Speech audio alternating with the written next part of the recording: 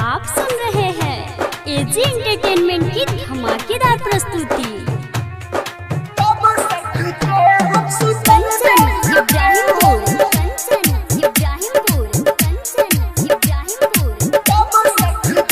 Mix by AG recording studio.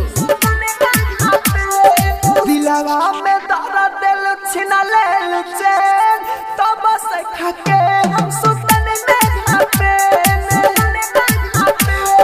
दिलवा में दर्द दिल छिना लेल चैन तब से खाके हम सुतन में घापे ससुरा में जाने तो काटे लुचाने ओ ससुरा में जाने तो काटे लुचाने जिंदगी में हमारा हमारी किसे दिलवा में दर्द दिल छिना लेल चैन तब से खाके हम सुतन में घापे हाँ दिलवा में दर्द दिल छिना लेल चैन तब से खाके हम सुतन में घापे। आप सुन रहे हैं एजी एंटरटेनमेंट की धमाकेदार प्रस्तुति। Mix by AG recording studio.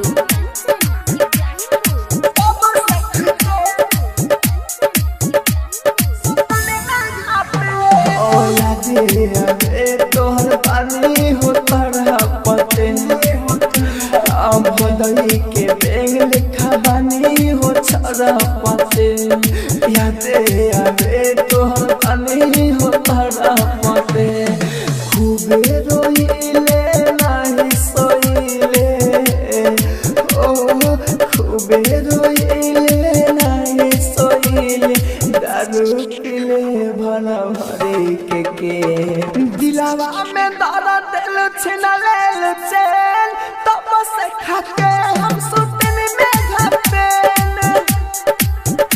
हाँ दिलवा में दर्द दिल छिना लेल चैन तब से खाके हम सुतन में घापे।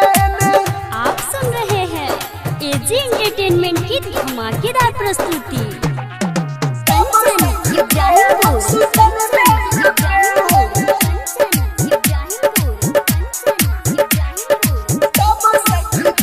Mix by AG recording studio. धान की खोखे दीवाना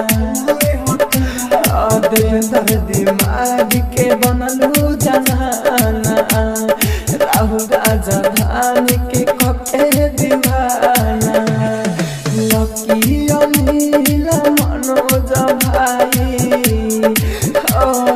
लकी अनिल मनोज भाई दिल न लगाई अब केहू से फेर दिलवा में दर्द दिल छिना लेल चैन तब से खाके हम सुतन में घापे